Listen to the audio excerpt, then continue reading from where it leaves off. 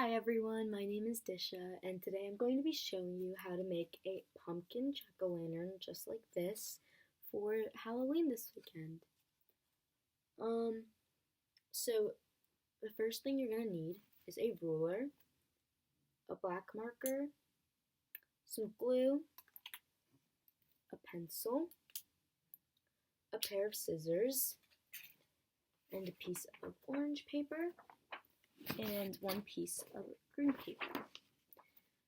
So our first step is to take our blank piece of orange paper, and we see how I drew a jack-o'-lantern face onto it. That's what we're going to do right now. We're going to draw it right in the middle of our page, right about here. Pretend there's a circle around here. We're going to draw it right in the middle. So you can draw any shaped eyes, any shaped nose, any face you want, and a big smile. So this is what I decided to draw. I just drew two moon eyes, and then a triangle nose, and just a jack-o'-lantern smile. So now our next step is going to be folding our paper in half, hot dog style, down in front of the face, like this. I just folded it down, hot dog style, right in front of the face, like this. Now, we're gonna flip it over so that we have the open part facing the top. And our next step is going to be measuring out our lines so that we know where to properly cut. So what we want to do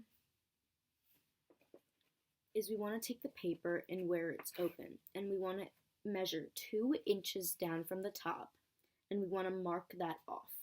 So as you can see, I measured 2 inches down from the top of where it opens. This is very important that you do it from where it opens. And then I just drew a line across. So our next step is going to be marking every 1 inch so that we know where to cut our vertical lines properly. And I will mark it off and show you guys. Okay, so as you can see, I marked every 1 inch going down to the spine of the paper. You want to be very careful not to do it to the top where it opens. You want to make sure you mark 1 inch going down to the spine. Each of these lines are where we're going to make cuts. And that's our next step. So we want to make sure we have 2 inches from the top of where the paper opens, and then every inch going across to the spine.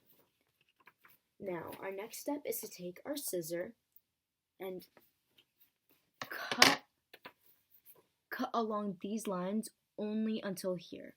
So we're going to make a cut here, and make sure we stop at this line.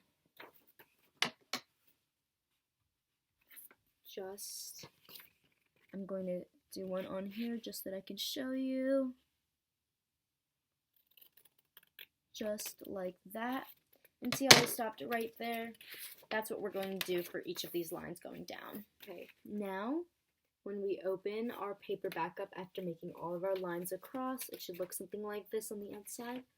And when you open it up, you have the jack-o'-lantern face with all the lines going across. Now the next thing we want to do is just fold this page back over on the crease so that the crease evens out. This may be a little bit tricky and you may need a parent's help for this because the pieces might go everywhere, but now you should just have a flat page again. And all I did was just fold the paper back on the horizontal crease itself. Now, our next step is to take the last line that we have and put glue on it and bring it around and attach it to the back of this one. Mark that one off so that you guys can see. So we're going to apply glue all along where this black squiggly is. So I applied my glue all along the black squiggly and it's sticky now. And I'm just going to bring the paper around and I'm going to attach this last piece on top of where the black squiggly is with the glue. So now once you've glued them, you might have to hold the pieces there for a minute or two just so that they stay together. But now you should have a circle like this, and it should be able to just fold like that and show the jack-o'-lantern.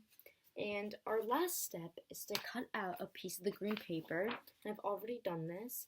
You can just make it a 1/2 inch by the length of the paper, and you can just cut it straight off so that you have a strip.